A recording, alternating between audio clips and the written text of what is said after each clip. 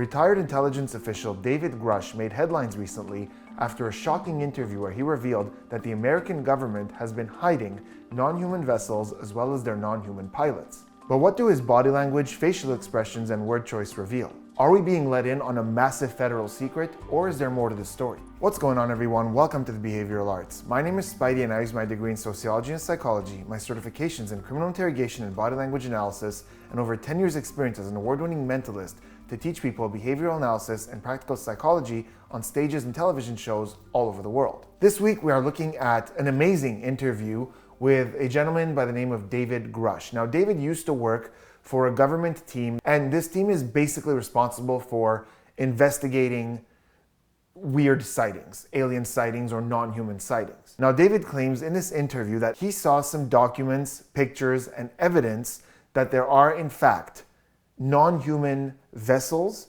that are being hidden by the American government, and even the pilots of those vessels. In this video, we're going to look at his nonverbal communication, his behaviors, the things he's saying, this evidence that he claims to have, and try to figure out what's really going on here. Now, before we dive into this analysis, let me give you the 3 challenges of this particular case. 3 things that make this a little bit different from other things we've looked at on the channel. First and foremost, I've said this on the channel before, but research has shown that someone who fears not being believed behaves very similar to someone who's being deceptive. As a generalization, deceptive people often sell their story a little bit more than truth tellers because they know it's not true, so they have to make extra efforts to make it credible. Well, when we fear not being believed, we might do the same thing. So things could look very similar. The second challenge is that this man is an educated and decorated intelligence official, retired now, but he spent a long time working for the government pretty high up. So it's very possible, even likely, that throughout his career, he had training on how to not leak certain information, to not show nervousness, not show stress, not show deception. So he probably knows how to handle himself pretty well in an interrogation or interview. The third challenge is preparedness. It's quite likely that he knew the questions that were going to be asked, that they ran through them a little bit, and that he had time to think about what he's going to be asked and prepare some answers. And the interviewer does a good job to sometimes throw a couple of curveballs in, but there are a lot of questions here that he knew they were going to be asked, he knew how he was going to answer them. So that sometimes makes it really difficult to know because you're just getting a script that was prepared. But nonetheless, there's some really interesting stuff going on within this interview, and at the very least, we'll have some interesting debates in the comments, so let's jump right in. Welcome. Have a seat. Maybe start off telling me your name and who you are. My name is David Grush. I came from a blue-collar family in Pittsburgh. I didn't have the money for college. Always admired people in uniform. And I've always wanted to be a part of something bigger than myself. I was an intel officer for the U.S. for 14 years. And some of the highest officials within the Department of Defense and Intelligence community used to call on me to advise them on some of the hardest target sets that the country had. Okay, so right from the moment he walks in and sits down, we're getting a ton of information, but the most important stuff we're getting here is baseline. We have a chance to see how this guy communicates when he's talking about something not stressful, just his childhood, his life, his education. So from the moment he walks in, he goes up to the interviewer, leans in, shakes his hand, but look at his mouth. There's a smile there, but that is the epitome of a polite smile. It's not a relaxed smile. We're not seeing the eyes squint. It's not a genuine Duchenne smile. So Guillaume Duchenne is the researcher who found which muscles in the face are engaged when we do a genuine, real happy smile. And what you'll see is the corners of the mouth go up. Often it's an open smile. You see the cheeks rise and you see a squinting of the eyes that often cause what we call crow's feet, little wrinkles on the sides of the eyes. In this case, when he walks in, we're seeing almost none of that. We're seeing a very straight, tight-lipped smile. Whenever you see a smile like that on the face of someone who's about to be interviewed, it's usually a pretty good clue that this isn't going to be a fun, casual conversation.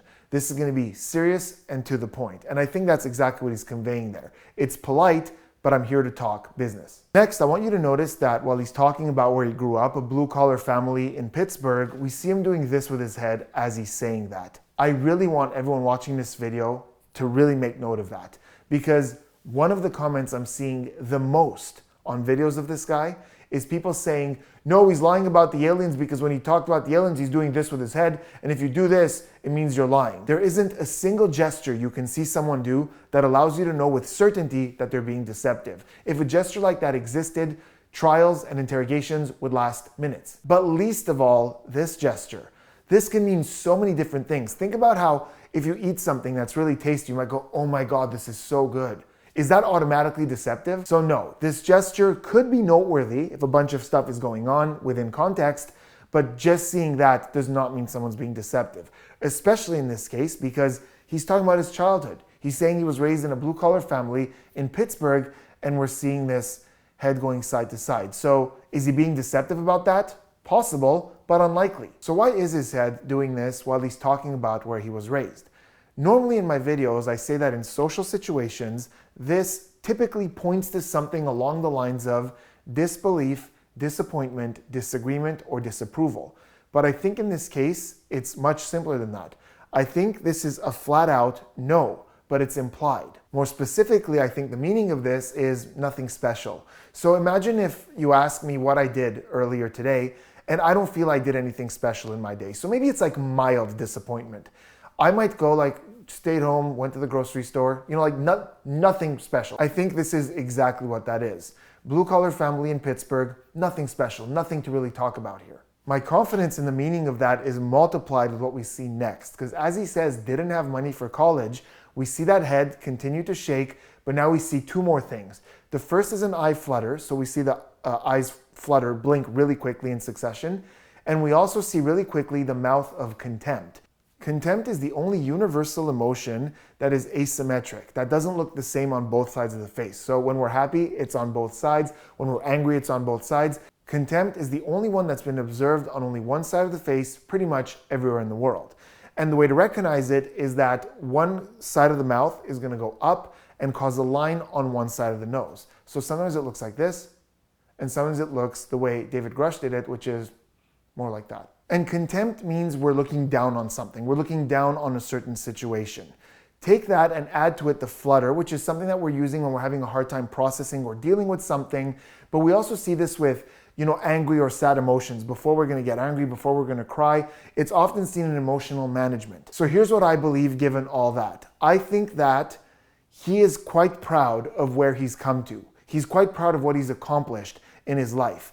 He thinks that, growing up, it was nothing special what we had. There's a bit of contempt, looking down on it. He's having a hard time processing the way he feels about that. And then he moves on to talk about what he wanted and went on to accomplish. So as a mentalist, I entertain audiences with a combination of trickery and psychology. And one of the things that I have a reputation for is my cold reading abilities. And cold reading is basically someone shows up and you start telling them things about themselves. Their background, their life, how they think, what they want. And this is something that I actually teach to other mentalists and magicians. The reason I'm telling you this is because if I was performing and somebody came on stage and I were to see as they're talking about where they came from, this flutter, that contempt, and that head shake, I would take note of that. And later I would definitely say things along the lines of, you've come a long way in your journey and you're very proud of where you are now. And you feel like you've evolved as a person. And I guarantee you, with this guy, that would hit hard. Speaking of mentalism, I'm going to give you guys another little bit of my trade secrets here. And this is something that I use in mentalism, in interviewing, in social interactions, and it's really powerful. It quickly allows me to understand how someone functions, and it's in the way someone speaks, in the way they communicate, the things they say, I'm trying to figure out what they value most. Do they value status? Do they value self-expression? There's a few more, but I'll give you this, guys. He values belonging. There are so many things in this interview, and I encourage you to pay attention to these because they're going to come up, that indicate to me that this guy loves to belong. He likes to feel like he's part of something. Loyalty, brotherhood, acceptance, these are all things that make this guy tick. And if I was doing a cold reading on him, these words would come up quite a bit. And right there, we get two huge clues. I always admired people in uniform. Why? Because they belong to something. That uniform indicates that sense of belonging. Then, I always wanted to be part of something bigger than myself. He's literally saying it. I wanted to be part of something. I want to belong. So as we go on with this analysis, try to pay attention to things he's saying that indicate I value belonging. I want to belong. Finally, last thing for this clip, when he's done saying everything he wants to say, we see a lip compression, but it's raised. So it's almost a mouth shrug. A mouth shrug looks like this, and a lip compression looks like this. And that's kind of somewhere in the middle. I won't spend too much time on this. There's some amazing research on shrugging, including mouth shrugging from Université Paris-Nanterre by Camille Desbras. And this is very recognizable because while he's doing it, we see that nod. This is called an epistemic shrug and basically means I have nothing to add to that. I've said everything. So sometimes you see it in a context like that, like somebody says something and they go like that, like that's everything. Or you might say something like, oh, it's a beautiful day. And they might go like this, like, yep, I totally agree. I have nothing to add to that. The UAP task force was refused access to a broad crash retrieval program. Non-human, exotic origin, vehicles that have either landed or crashed. We have spacecraft from another species. We do, yeah. How many? Quite a number. All right, so a couple of quick things here. First, right in the beginning when he says that his team was denied access to a broad crash retrieval program, we again see that kind of mouth shrug. So this is why baseline is important. If I was watching someone else who doesn't mouth shrug quite often at the end of a sentence like that, with that epistemic mouth shrug, in this moment I'll go, wait a second, there's a bit of a lip compression there. This shrug, is this denoting a lack of confidence? Is he withholding something? Is he not being totally honest? But because we've seen him do this earlier, we're going to see him do it again at the end of sentences that don't really have a reason to be deceptive. This is part of his baseline. So does it mean for a fact that he's being honest here? No. Does it mean he's for sure being deceptive? No. There isn't enough going on for me to go, nah, either I'm like super convinced of this or I need to dig in on this. Next, I'm sure a lot of you noticed those hands as he's saying non-human exotic origin vehicles that have landed or crashed. And his hands are sideways like this, and with each word, they're going like this, and they're synchronized as he's talking. Hand gestures that accentuate what we're saying are known as illustrators because they illustrate the words that we're using. And what you want to look for is illustrators being synchronized with what we're saying. And in this case, there's pretty good synchronicity. So as he's saying that, we see the hands moving with the words that he's saying. So there's a pretty natural flow with his gestures as he's talking about this. It's not over sensationalized. It doesn't seem super stressful. He's saying it with a rather straight face. It's like, yep, this thing exists. Then the interviewer reiterates, we have spacecraft from other species, and he goes, we do, yeah. And we see again, it's not as pronounced, but that, compressed mouth shruggy type thing with that confirmation, like, yep, that's correct. I have nothing to add to that. The interviewer asks him flat out, how many? And the answer is quite a number.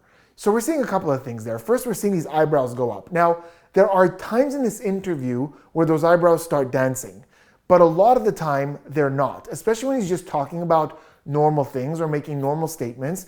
We're not seeing those eyebrows move a whole lot. But here we see those eyebrows go up as he goes, quite a number. So we're getting this emphasis here. We're getting these eyebrows of surprise as well. Like, this is surprising. You'd be surprised how many. But quite a number isn't an answer for someone who is supposed to be whistleblowing, right? You're the whistleblower. You're supposed to have numbers. He's about to go into all kinds of specifics about the atomic weight and the table of elements and all these things. But why doesn't he have even a range to say, there are dozens, there are hundreds, 5? I don't know how many. What is quite a number? So it's so bizarre how, and we're going to start seeing more clues of this to where he kind of has information, but then not really. And we're going to see a lot of this kind of back and forth. And it's starting here. Quite a number. What number? What's the number? All right, now we're going to look at some more of his answers and try to see what's happening to that confidence. Is it going up or down? But before we do me a huge favor, hit that subscribe button, turn those notifications on for more behavioral analysis and practical psychology content. Also, quick reminder, memberships have been turned on the channel, so if you want to get a couple of extra perks or simply encourage the channel, I'll leave a link in the description where you can find out more about memberships. Why are you doing this? It's a sense of service, Call me a Boy Scout or whatever. I don't want to be 60, 70 years old in the future and have that, coulda, shoulda, woulda kind of feeling where I could have made a difference. Tell me you heard it. Tell me you heard it. And you went, oh, yeah, that's what he's talking about. There it is. Belonging, right? Call me a Boy Scout or whatever. We're not calling you a Boy Scout. You said that. That's your word, Boy Scout. And he's kind of throwing it out there like, yeah, you could call me a Boy Scout. Boy Scouts is pretty much the epitome of that sense of belonging and brotherhood and acceptance. So The fact that he would just use that to describe his moral mission, belonging. So the other interesting thing about this is I make quick notes as I'm watching. And the moment he was asked why he's doing this, we saw this little cluster of behavior. We saw a slow blink, so those eyes kind of closed for a sec, as his eyebrows went up for a quick second and he went no like this with the head. As he said, you know, it's a sense of service, call me a Boy Scout. And in that moment, the note that I wrote down for the no gesture was disappointment or disapproval, but of self. So basically, what I took that cluster to mean is like, I wouldn't be able to live with myself if I didn't do this. And then seconds later, he pretty much said it. I wouldn't want to be older, 60, 70 years old, and think back and think to myself that I did the wrong thing. I wouldn't be able to live with myself. So that's exactly that cluster that we're seeing. That slow blink, that no, that eyebrow flash, like I just wouldn't be able to live with myself. We're also seeing the eyebrows of either deep thought or anger. There isn't enough in the face for me to say that's anger because our eyebrows come down like this in anger, but also when we're really thinking about something.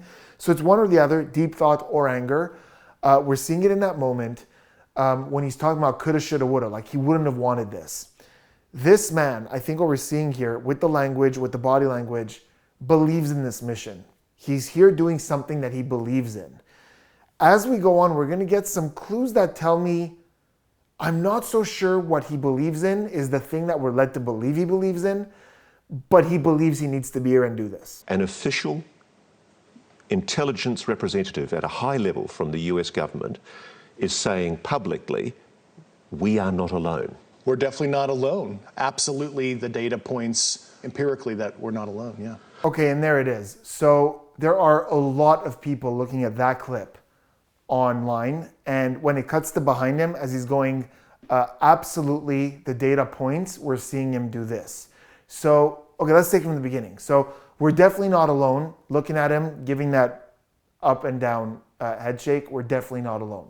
Look, that seems convincing. Again, this man has training, this is a prepared interview, and this is a really important note, by the way. People often misunderstand this in these videos. Just because I'm not seeing signs of deception doesn't mean deception isn't happening. It could mean that it's happening really well. So could it be a lie when he's going, we're definitely not alone?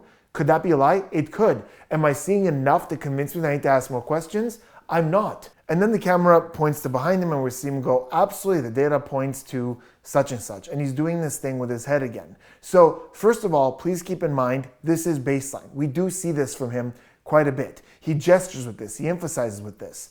But second, when you are confirming something that's hard to believe, this is a very common thing. Basically, we're suggesting in our speech, like, there's no reason to believe otherwise. So I've often seen people emphasize positive things with this gesture. Like I might tell you that I witnessed a friend of ours that we have in common stealing from a store. And you go, did he really do that? I might go, absolutely. Like, I know it's hard to believe. I wouldn't believe it either, but he absolutely did that. It's very common. Remember, this often happens with disbelief. So it could very well be that he's thinking, no, it's hard to believe, but absolutely they're out there. Also, really quick note, there's an angle change, right? So the camera goes behind him. And I've been on so many productions like this. I've been in so many editing rooms like this. And I know we often get B-roll, we get side shots, we get extra footage to be able to make edits look a little more seamless. So there isn't 100% a guarantee that that angle was exactly when he was saying what we're hearing. I think it is because if you listen to the words, the head is moving with the cadence of the sentence. So if I had to bet, I would say that is what we're seeing. But just make note sometimes when you're watching things like this, that when they do an angle switch like that, it's not always guaranteed that you're seeing what's being said in that moment. Here I think it is though. Sometimes you encounter dead pilots. And believe it or not, as fantastical as that sounds, it's true. Have you seen spacecraft? I've seen some interesting photos and I've read some very interesting reports. Verbally, he's confirming that what I was trying to say earlier might be possible, right? Because he's verbally literally saying, believe it or not, and his head is going like this. So if we think back to earlier when we saw that angle from the back and he's going like this, well, we're seeing here that it happens when he's saying, believe it or not, aka disbelief. In this case, with that head shake, we're again seeing that eyebrow flash. And in this stretch, we're seeing two slow blinks. And slow blink is something that's been very researched, or eye blocking, what we call, when the eyes close for a moment, because think about the eyelids as a garage door to your thoughts. We do it to either keep something in or keep something out, something unpleasant out or something that we're trying to lock into in. We even see this in children who were born blind. So it's quite consistent. And that brings me back to one of my challenges, right? When I said people who fear not being believed behave the way deceptive people behave. So if I'm talking to someone about something normal, not aliens, and all of a sudden I see this slow blink, eyebrow flash, they're going as fantastical as this sounds, and they're layering it on there, and I feel like I'm getting a sales pitch. Because I feel like I'm getting a bit of a sales pitch here with that emphasis. Now it's happening all together. We have that emphasis, we have that eye block, we have that head shake. But again, listen to the words. Believe it or not, he knows this is hard to believe. So he knows he might have to really get that social approval, put that emphasis, really try to sell this. So is it deception? Is it a sales pitch? It's so hard to tell. I would want to ask a few more questions here, because even if this is baseline for him, with that eyebrow flash, with that slow blink twice, with this sales pitchy vibe, I'd want to ask more questions, but it's tough. Why do you know it's exotic? Based on the very specific properties that I was briefed on, isotopic ratios that would have to be engineered for it to be at those levels, but also just extremely strange, heavy atomic metal, high up in the periodic table. So you're absolutely sure that the materials that these craft are made of are clearly not of this earth? Yeah, they're sophisticatedly engineered, certainly not by humans. So something about that part of the interview caught my attention. Something about it felt really off. It was alerting my spidey sense. Am I allowed to say that? Is Marvel going to sue me? So here's what it is that threw me off about this. First of all, please remember, he's talking about these properties, but he hasn't seen any of these things. He's only been briefed on them, as he said. But here's the thing. He has all these people coming to confide in him, all these people who are high up, who have more clearance than him because they have seen these things. So all these people are coming to him to confide in him, and they're all drawing the line at the exact same place, right? Every single person who he's talking to, and he's saying he spoke to a lot of people, they're coming up to him and saying, here's all the information you need. We have isotropic ratios. We have strange atomic heavy metal that are high up in the periodic table. So he has all this data, he has all this information, but that's where they're all drawing the line. There isn't one person saying, oh, look, I got this thing. I got this little thing. I'm not supposed to show you this. Or one person saying, come, I got to show you this one thing. It's like all these people have agreed that, okay, we could tell him exactly this, but not more. That's where we draw the line. Also, why draw the line there? Like why not show him this stuff? At this point, if you've told him the isotropic ratio, I don't even know what that means. I'm talking like I know what that means. I don't know what it means. But if he knows that, if he knows the weight of the metal, if they're telling him all this, why not just show him? Like, he pretty much has a clear image of what it is anyways. So it's like, I'm having a hard time gauging how much clearance these people have and permission to talk about this, and how much clearance he has and permission to ask about this. Because it's like they're taking him right to the edge of the information, but never actually just taking that one little extra step. It's like he's almost there, but not quite. It's weird. Just because you're some advanced sentience that has advanced technology doesn't mean some small percentage of your, I'll use the Air Force term like sorties, meet an unfortunate operational conclusion, as we might want to say. Please tell me you heard it that time. Like, please tell me your mentalist powers are being activated. He goes, I'll use the Air Force term, sorties. And like, look how giddy he is. He says sorties. Like, this is the term we use in the Air Force. Me and my friends, this group that I belong to, that's the term we use. That's not how most people would speak. Either they would just use the term, or they would say the term that we understand. I don't even know what a sorties is. They would use the term that we understand, vessel, ship, whatever. But he's going, I'll use the Air Force term, sorties, and he's happy. Like, he knows this term because that's his group. That's the term that they use.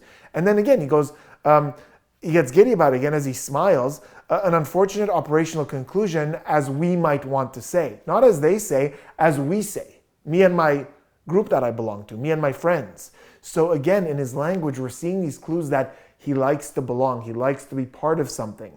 This is going to play a lot into my conclusion about this whole thing. Saw a craft appearing to be intelligently controlled, hovered over a nuclear weapons silo and shut down 10 nuclear ICBM missiles.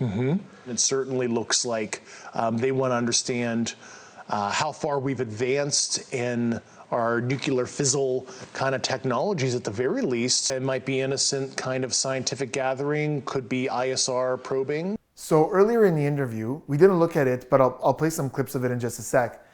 He talked about how these aren't necessarily from another planet, but maybe from another dimension right here on this planet. And he went into some heavy scientific terms and words.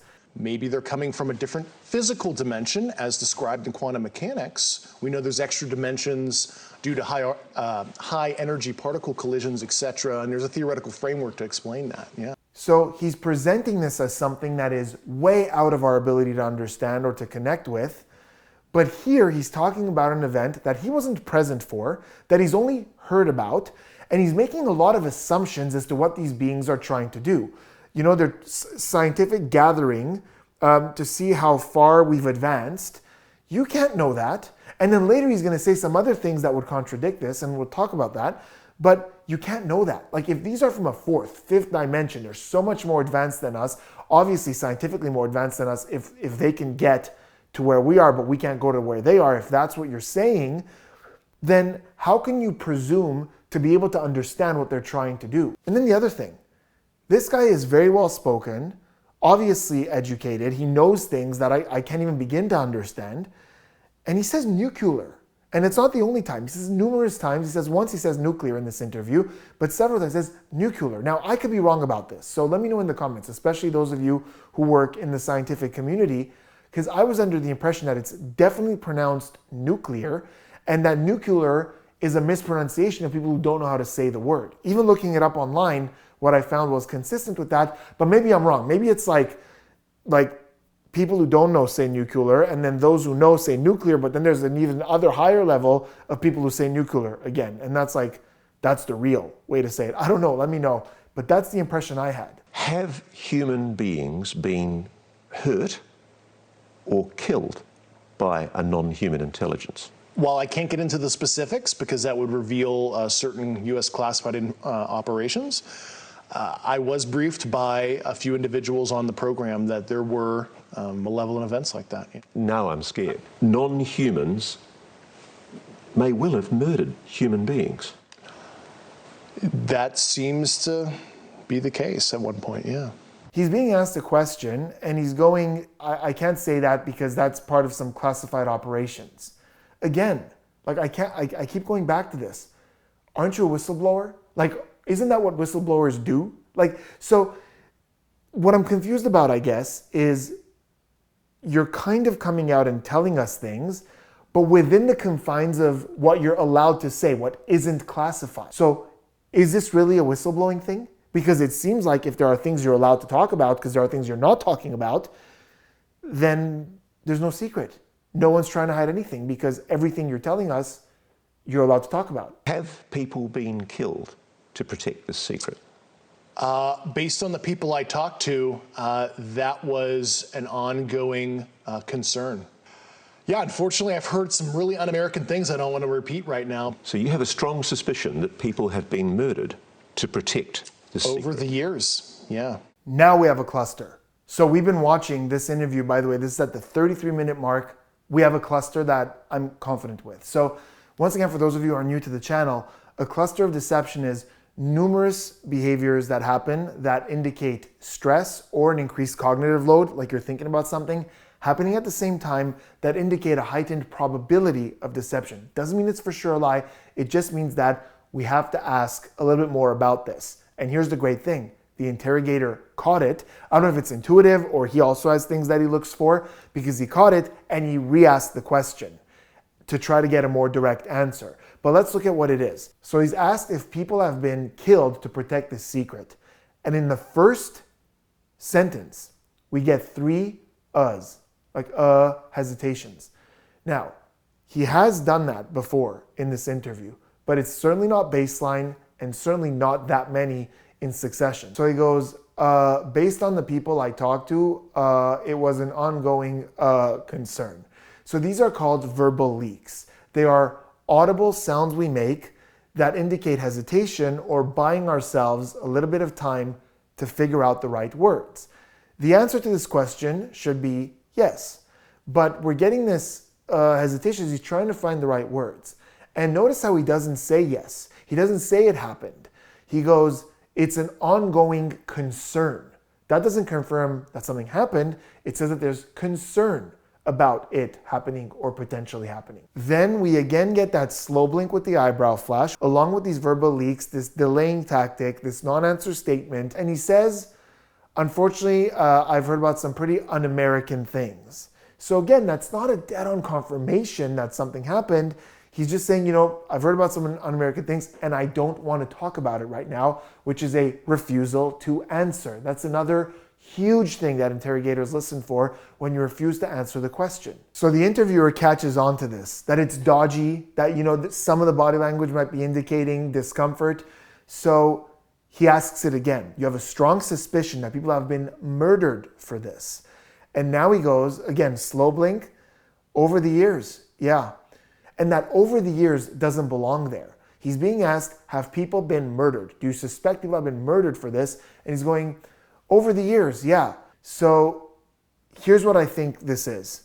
I don't think he knows anyone who's been murdered. I don't think he knows anyone who's been murdered. I think that through the grapevine he's heard, not even recently, but in the past, over the last X amount of years, that people may have died. Because everybody watching this right now is looking at your face. Mm-hmm. They're going, is this guy for real? Who's doing that? Looking at his face, trying to figure out, no one's doing that. Remember that whistleblower complaint he filed? It would seem it hasn't fallen on deaf ears. And more importantly, the Inspector General made a determination about the credibility of your complaint. They found, after interviewing myself and the subjects and other subjects that I'm not even cognizant on who they were, they found my complaint urgent and credible for the intelligence committees. An official investigatory body of the United States government has determined that your allegations are credible. Correct. So nothing to analyze there. Well, one thing to analyze, just how great this interviewer is at taking a lot of the stuff he says and just compacting it and saying, okay, all that, here's what that means. And can you just confirm that for me? He's really good at doing that, because there was multiple moments where I lost him in his answer, and then the interviewer just goes, okay, so this. I just wanted that clip in there because it helps us with trying to figure this out. There is a government body who is taking this seriously. So let's make note of that. That someone's going, this is urgent and credible. I don't know what's going to come of it. We're going to have to keep up to see if that's actually going to pan out into anything. Are they just saying it to just kind of, let it all cool down, let the dust settle? I don't know. But for your information, if you're trying to figure this out, it's important to note that someone in the government is taking this seriously. There are very good people, and I want that message to be crystal clear. Let's not demonize holistically the U.S. government. There's a whole army of people that want change. I am one of tens, if not hundreds, of individuals within the government on these programs that would like a change. Belonging. I'm one of tens or hundreds of people who want to see change. Let's not demonize holistically the whole government. He still wants to be seen as part of the government. He still wants to be seen as part of this group of tens or hundreds. Belonging. He wants to belong. He said in the beginning of the interview, and it's a theme throughout this entire interview, this guy doesn't want to be a solo artist. He wants to be in a band. He wants to be in a choir. But also, let's not demonize holistically like the whole government. Okay, so the whole government isn't to blame. You're not telling us specifically who's to blame. Who do we blame? Again, I'm going back to what's going on here. What whistle are you blowing? How will the non-human intelligence react to the revelation that human beings now know they're here? Yeah, I mean, obviously the non-human intelligences have been around for a while, at least multiple decades in modern history, and they've allowed ourselves to annihilate ourselves, genocide, war, famine, etc. So at the very least, I think they're kind of neutral on what humans decide to do with their free will. So there it is again. And that's inconsistent times two, because first of all, going back to what we said earlier, you can't know. Like you've said yourself, they're such advanced beings. Maybe they look at us having war. Maybe they don't even understand what war is or what genocide is. Maybe they don't understand that. You don't know what their experience is. Him speculating what these aliens are experiencing and trying to really present it with credibility is like me trying to tell you what the bookshelf behind me is experiencing. I don't know. So that's weird. Further, the previous time where he speculated on what they were doing, like with those missiles, they were trying to gather information and to see what kind of power we have or what kind of science we have. Well, that contradicts this, because now you're saying, well, they don't seem to care. They've seen us do it for years. They're just kind of neutral about it. But earlier they were trying to gather information. So not only are we speculating on what aliens are thinking or doing, but two times our speculations kind of contradict each other, I feel. I guess there's a narrative where they're gathering data, but then they don't care what we do to each other. Like they're gathering data, but they're not going to use it or interfere or anything like that. I don't know. It's just weird to me that he's speculating what these beings that we have no experience of, that he's never seen one, are thinking. And he's like kind of running with that. I don't have this utopian ideology that this is going to, solve world problems, stop war entirely. But all I want is a moment of pause and to see if the subject unites us, as we've obviously become more divided over the last couple of decades. What you're revealing may mean we all start thinking of ourselves not as American, Australian, Russian, Chinese, but as human. Human family, I think that's totally the right term, yeah. I feel like if I say the word one more time, you guys are going to throw your devices out the window, but it was there again. So I'm just going to say it, belonging, like the human family. We're all just one big family. Why can't we all just get along? He wants to belong to literally the entirety of the human population. It's sweet, it's kind.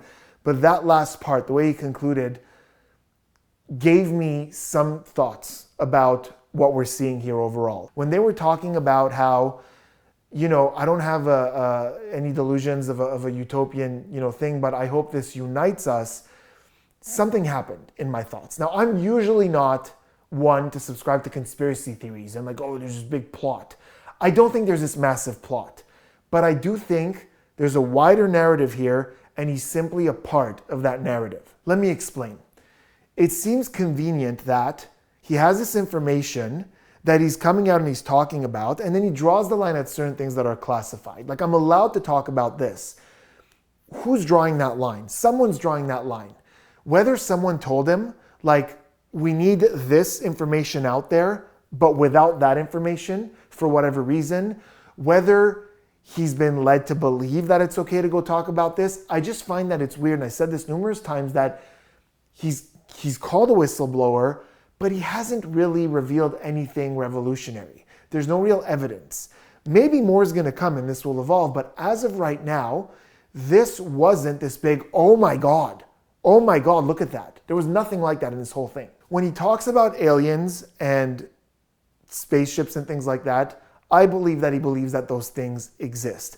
There might be some embellishment, there might be some things that he's been led to believe that are exaggerated, but I believe fundamentally that he believes that these things are out there. Are they here? Do we really have that many? I'm not sure, but he believes. He talks about them in a way where he doesn't think it's crazy to believe these things. If people with a very high power didn't want this out there, I don't think it would be.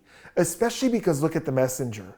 This guy likes to belong. He doesn't like to betray. He doesn't like to throw people under the bus. And although we're seeing little bursts of, I heard some pretty un-American things, and little bursts of anger that, this shouldn't be hidden, we should have access to this, we're not seeing someone who's pissed at an establishment. Folks, this is being hidden. We have to go after this information. There's no plea to the cameras. Guys, you're being blinded. It doesn't have that whistleblower vibe of, I have information, we got to get this out, talking about classified stuff. He's not doing that. He's still respecting these lines that someone else drew. So at the end when he said, the human family, like it's important to him that we're all just one big human family, that it just got my curiosity going. Like, is that the goal? Is that the mission here? Because we're not getting a ton of information. We're getting enough to go, okay, we better stick together on this one. There's a study I talk about in my seminars called the Robbers Cave Experiment. And there are many studies like it that demonstrate that when we're competing for limited resources, it creates conflict. However, if a common challenge or threat is presented, we work together towards that threat. So here's a really great example. Let's say you're in a convenience store and you're having a heated argument with someone. You don't know this person, you're having a heated argument. If in that moment a robber comes in to rob the place, you become allies. This person that you're arguing with, you become allies to protect yourself from this robber. If during this robbery, a murderer comes in, like a violent murderer, the robber becomes your ally to either get away or fight off this murderer. During this, if aliens were to show up, now we would think of ourselves as it's no longer person I'm arguing with, robber, murderer, it's humans against aliens. So bigger threats do bring us closer together. Whether he was led to certain information to come out and do this, and this is all controlled because we're seeing these limits, he's playing within these boundaries, or he's in on it, like he knows that, okay, this is the plan, so we're gonna go out and put this narrative out there. Hard to tell, but I'm seeing inconsistencies in the way this is being presented between whistleblowing but drawing that line. But either way, I think it's a super interesting topic. Like, we didn't get much here, you didn't say much, so I'm excited to see where this is gonna go. Is this gonna develop more? Are we gonna hear more about this? Is some of it gonna be released to the public, or is this it? And if this is it, a big part of me will go, oh, that was weird. There must have been a goal to just that. There's a reason it was just that and we haven't heard more. But anyways, can't wait to read what you think about this in the comments. I know there's gonna be disagreement. I know there's gonna be a lot of people with different opinions about this. Let's remember to keep it respectful, but I can't wait to see what everyone thinks. Let me know in the comments and I'll see you on the next one.